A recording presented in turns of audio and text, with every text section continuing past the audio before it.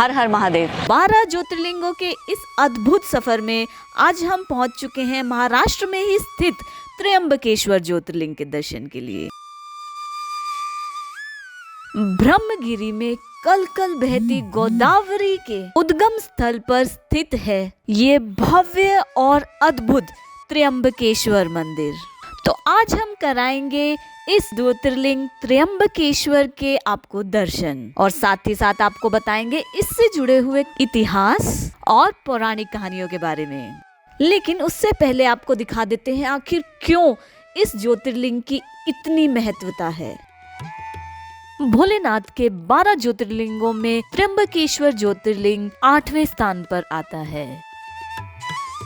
भगवान शिव के 12 ज्योतिर्लिंगों में बेहद खास है त्र्यंबकेश्वर ज्योतिर्लिंग। खास इसलिए क्योंकि ज्यादातर ज्योतिर्लिंगों में या तो सिर्फ देवों के देव महादेव हैं या उनके संग माँ पार्वती। त्र्यंबकेश्वर की ये असाधारण विशेषता है कि मंदिर में भगवान ब्रह्मा के 3 मुखी अवतार के रूप में हैं त्रिदेव ब्रह्मा, विष्णु, महेश। वैसे तो अलग अलग ज्योतिर्लिंगों की अपनी अलग अलग खासियत है, लेकिन त्र्यंबकेश्वर ज्योतिर्लिंग के मंदिर में सृष्टि का निर्माण करने वाले देवता ब्रह्मा, पालन करने वाले देवता विष्णु और संहार करने वाले देवता शिव, तीनों देवताओं का यहाँ एकत्रित रूप में वास है और इसीलिए इस ज्योतिर्लिंग को त्र्यंबकेश्वर कहा गया है।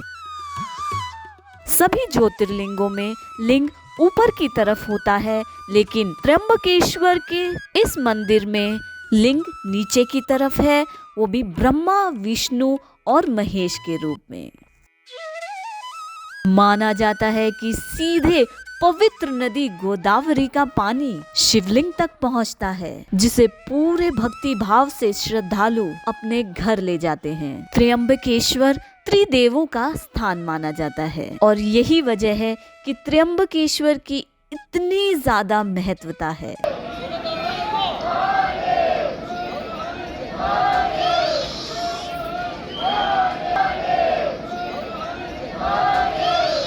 त्र्यंबकेश्वर की महिमा अपरंपार है। माना जाता है कि यहाँ सिर्फ दर्शन मात्र से ही समस्त प्रकार के पुण्यों की प्राप्ति होती है। हर हर महादेव।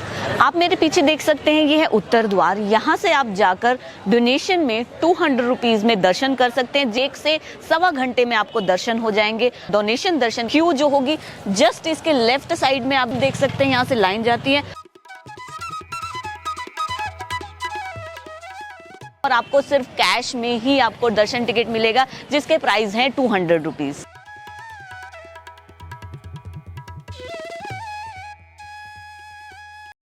यहीं से आप 200 रुपीज में आपको डोनेशन दर्शन की टिकट मिलेगी। आप चाहे तो नॉर्मल दर्शन के लिए भी जा सकते हैं, वो आपको इसके टुवर्ड्स लेफ्ट साइड आपको नॉर्मल दर्शन के लिए क्यूज मिलेंगी।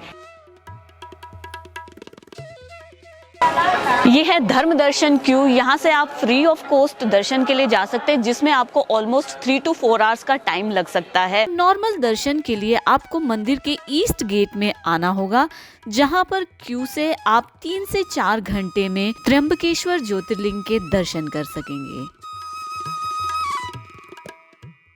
दर्शन कैसे भी हो, दर्शन करना मैटर करता है। त्र्यंबकेश्वर पौराणिक अहिल्या और गोदावरी नदी का संगम स्थल भी है। त्र्यंबकेश्वर मंदिर में काल सर्प शांति, त्रिपिंडी विधि, नारायण नाग बलि, पितरों की शांति के लिए और अलग अलग प्रकार के ग्रह दोष और ग्रह शांति की पूजा के लिए भी लोग यहाँ आते हैं और इसीलिए तीनों देवों के निवास स्थान होने के कारण यहाँ देश भर से नहीं बल्कि विदेशों से भी महादेव के भक्त आते रहते हैं। हर ज्योतिर्लिंग का एक अलग इतिहास होता है, अलग मान्यताएं और अलग कथाएं होती हैं। त्र्यंबकेश्वर ज्योतिर्लिंग के स्थापना की कथा शिव पुराण में विख्यात है। कथा के मुताबिक ब्राह्मणों के छल से महर्षि गौतम पर गौ हत्या का झूठा पाप लग गया। पाप उतारने के लिए ऋषि गौतम ने वो सारे कार्य किए जो ब्राह्मणों ने उनसे करने को कहे। सारे कार्य पूरे करने के बाद ऋषि गौतम ने पत्नी के साथ तपस्या कर भगवान शिव को प्रसन्न किया।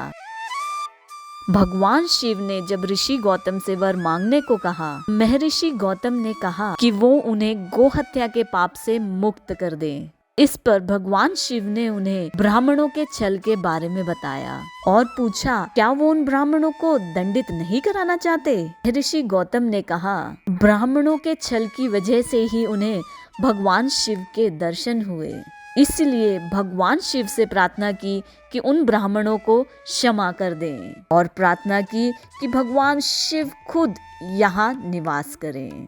और ऐसा माना जाता है कि महर्षि गौतम की प्रार्थना से प्रसन्न होकर भगवान त्र्यंबकेश्वर यहाँ ज्योतिर्लिंग के रूप में प्रकट हो गए।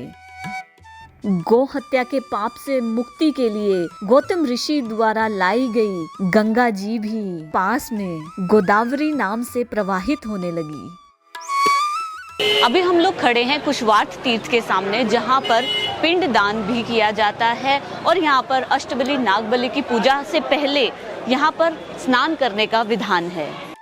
गौतम महर्षि ने गोदावरी नदी के कुंड कुशावर्त तीर्थ में स्नान कर अपने आप को गोहत्या के पाप से पातक निवारण किया। जब जब कुंभ का मेला होता है तब तब ऋषिगण यहाँ पर आते हैं और इसी कुंड में यहाँ पर स्नान करते हैं।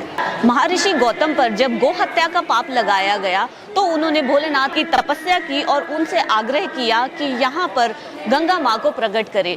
तब यहाँ पर गंगा माँ शिव की जटाओं से निकलकर प्रकट हुई गोदावरी के रूप में और यहीं पर स्नान कर गौतम ऋषि अपने गो हत्या के पाप से मुक्त हुए। और उन्होंने महादेव से प्रार्थना की कि आप स्वयं सृष्टि का निर्माण करने वाले देवता ब्रह्मा जी एवं विष्णु जी और शिव तीनों देवों का यहाँ एकत्रित रूप में वास हो। कहते हैं कि हर ज्योतिर्लिंग के पीछे भी एक गौरवशाली इतिहास जुड़ा होता है। बिल्कुल ऐसा ही है त्र्यंबकेश्वर में भी। तो आइए आपको बताते हैं कि इस त्र्यंबकेश्वर ज्योतिर्लिंग के पीछे क्या इतिहास है। सिंधु आर्य समाज की उत्कृष्ट शैली में बना है ये त्र्यंबकेश्वर मंदिर। ये मंदिर जो अपने काले पत्थर के लिए जाना जाता है, जिसमें कुछ पत्थर नासिक से लाया गया, कुछ राजस्थान से लाया गया और उसी काले पत्थर से इस मंदिर का निर्माण संभव हो सका। और ऐसा भी कहा जाता है कि ये पूरा का पूरा मंदिर औरंगजेब ने तोड़ भी दिया था, क्योंकि वो मंदिर के नीचे दबा सोना हासिल करना चाहता था। नाना साहब पेशवा जी ने 1755 में इसका पुनर्निर्माण कराया था। 31 साल लग गए इसका जीवनोद्धार करने में, जिसके निर्माण में 786 मजदूरों का इस्तेमाल किया गया, जो बिना किसी रुकावट के 31 साल लगातार काम करते रहे। संगमरमर को ढोने के लिए 48 ऊंट, 85 हाथी और 112 घोड़े लगाए गए थे। उस वक्त 9 लाख का खर्चा इस पूरे मंदिर के जीवनोद्धार में आया था, जो कि अब के लिहाज से देखा जाए तो करोड़ों में ये रकम थी। भगवान शिव की पूजा के लिए मंदिर में ही एक बहुत खूबसूरत तालाब बना है और इसी कुंड से जल लेकर भगवान भोलेनाथ की पूजा की जाती है। इसे अमृत कुंड के नाम से भी जाना जाता है। कहा जाता है कि इस कुंड की गहराई उतनी ही है जितना मंदिर ऊपर की तरफ मंदिर का शिखर है, यानी कि जितना मंदिर जमीन से ऊपर है ये कुंड उतना ही जमीन के नीचे भी है। तो जाहिर है इतना सब कुछ जानने के बाद आपके मन में त्र्यंबकेश्वर ज्योतिर्लिंग के दर्शन की इच्छा तो जरूर जगी होगी। तो इसीलिए हम आपको त्र्यंबकेश्वर ज्योतिर्लिंग मंदिर में पहुंचने के लिए कुछ जानकारी दे देते हैं। आप हवाई, सड़क और रेल तीनों मार्ग से यहाँ पर बहुत ही आसानी से पहुंच सकते हैं। सबसे नजदीक शहर नासिक है। नासिक से यहाँ की दूरी तकरीबन 40 किलोमीटर है, जिसकी यात्रा आपको लगभग 1 घंटे की लगेगी। तो नासिक तक अलग अलग शहरों से रेल के द्वारा और सड़क मार्ग के द्वारा बहुत ही आसानी से पहुंचा जा सकता है। लेकिन अगर आप हवाई यात्रा करना चाहते हैं तो नासिक से चुनिंदा फ्लाइट्स ही मौजूद हैं। तो ऐसे में ये जरूर जानकारी प्राप्त कर लें आप किस रास्ते से त्र्यंबकेश्वर ज्योतिर्लिंग के दर्शन के लिए सुगम तरीके से पहुंच सकते हैं। त्र्यंबकेश्वर ज्योतिर्लिंग के दर्शन के लिए आए तो दर्शन, पूजन आदि आरती के वक्त के बारे में जानकारी भी जरूरी है। तो अब हम आपको यहाँ पर पूजा से जुड़ी हुई कुछ अहम जानकारी आपको दे देते हैं। तो दरअसल यहाँ सुबह 7 से 8 बजे के बीच में ब्रह्म आरती की जाती है, जिसमें ब्रह्मा जी की पूजा होती है, और इसके बाद भगवान महादेव की आरती का समय होता है 11:15 बजे दोपहर से 12:30 बजे तक का, और शाम को होती है विष्णु जी की आरती। तो इसीलिए हम लोग पहले दिन शाम को विष्णु जी की आरती में सम्मिलित हुए, अगले दिन सुबह ब्रह्मा जी और शिव भगवान की आरती में सम्मिलित हुए। तो आप जब भी आए या तो पूरा एक दिन निकाल कर त्र्यंबकेश्वर में दर्शन करें, या फिर उसको 2 दिन में डिवाइड भी कर सकते हैं। तो यानी कि आप इन सारी दिव्य आरतियों को अगर आप देखना चाहते हैं तो इस टाइमिंग का ध्यान जरूर रखिएगा। अगर आप भी इस धार्मिक और पौराणिक स्थल के दर्शन करने अपने परिवार के साथ आना चाहते हैं और साथ में सस्ते दामों में धर्मशाला ढूंढ रहे हैं, तो हमने डिस्क्रिप्शन में आपके लिए कुछ धर्मशालाओं के नाम दिए हैं। धर्मशालाओं की अगर बात करें तो आपको 500 रुपये से लेकर 1000 रुपये तक में धर्मशालाएं बहुत इजीली मिल जाएंगी। कुछ धर्मशालाएं फ्री ऑफ कॉस्ट अकोमोडेशन और खाना भी प्रोवाइड कराते हैं। उसके अलावा यहाँ पर बहुत सारे लग्जूरियस और मिडिल रेंज के होटल्स का भी ऑप्शन है। अगर आप भी त्र्यंबकेश्वर आ रहे हैं और रुकना नहीं चाहते हैं तो आपका सामान रखने के लिए यहाँ पर फ्री ऑफ कॉस्ट और पेड लॉकर की सुविधा भी उपलब्ध है। जब भी त्र्यंबकेश्वर आप आए तो यहाँ की लोकल मार्केट को एक्सप्लोर कीजिए, यहाँ पर नए नए व्यंजन ट्राई कीजिए।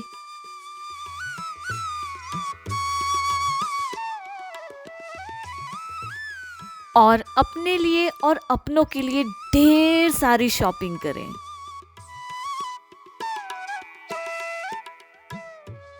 मंदिर का इतिहास हमने आपको बताया, इसकी पौराणिक कथा भी हमने आपको बताई। तो अब हम बता देते हैं कि आप मंदिर के आसपास और क्या क्या घूम सकते हैं।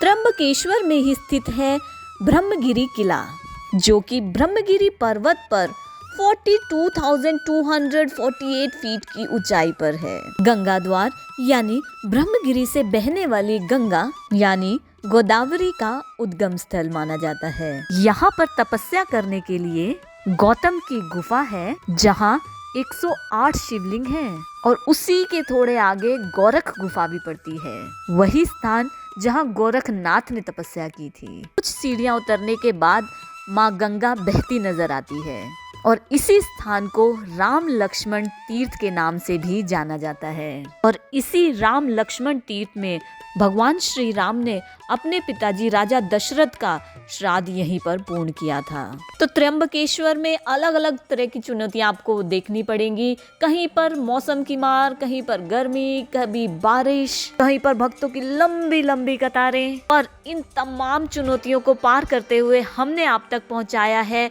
भगवान त्र्यंबकेश्वर के दर्शन का ये वीडियो। हमारा ये पड़ाव बस आज के लिए यहीं तक था। अब आपसे भेंट होगी अगले ज्योतिर्लिंग में। अगर आपको वीडियो पसंद आया तो लाइक करें, शेयर करें और चैनल को सब्सक्राइब करना ना भूलें। मैं ऋचा दीक्षित और आप देख रहे हैं ऋचा दीक्षित एक्सप्लोर्स। हर हर महादेव।